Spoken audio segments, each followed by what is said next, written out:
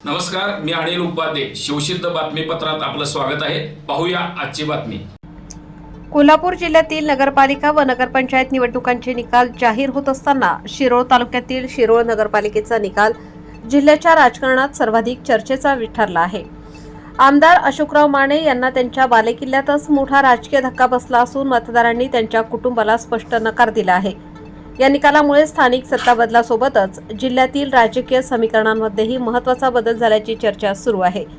शिरोळ नगरपालिकेच्या नगराध्यक्षपदासाठी निवडणूक लढवणाऱ्या आमदार माने यांच्या सून सौ सारिका अरविंद माने यांचा दारुण पराभव झाला आहे. त्याचप्रमाणे नगरसेवक पदासाठी निवडणूक लढवणारे त्यांचे पुत्र अरविंद अशोकराव माने यांनाही मतदारांनी नाकारले आहे. स्थानिक राजकारणात प्रभावी मानल्या जाणाऱ्या माने कुटुंबाच्या घराणेशाहीला येड्रावकर गटालाही या निकालाने जोरदार धक्का दिल्याचे राजकीय विश्लेषकांचे मत आहे.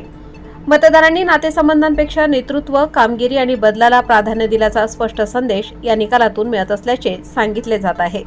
शिरोळ नगर परिषद निवडणुकीत शिवशाही आघाडी पुरस्कृत यादव पॅनलने दणदणीत विजय मिळवला आहे. सौ योगिता कांबळे या नगराध्यक्षा म्हणून विजयी झाल्या असून त्यांच्या पॅनलचे तब्बल 15 नगरसेवक निवडून आले आहेत. यामुळे शिरोळ नगरपालिकेतील सत्ताधारी राजर्षी शाहू विकास आघाडीची सत्ता संपुष्टात आली आहे.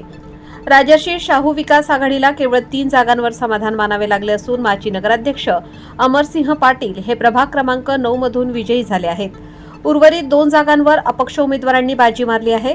दरम्यान आमदार राजेंद्र पाटील येड्रावकर व माजी नगराध्यक्ष अमरसिंह पाटील यांची एकहाती सत्ता असलेल्या शिरोळ नगर परिषदेमध्ये सत्तांतर झाले असून हा निकाल केवळ स्थानिक राजकारणापुरता मर्यादित न राहता कोल्हापूर जिल्ह्यातील राजकारणातील एक महत्त्वाचा टर्निंग पॉइंट मानला जात आहे.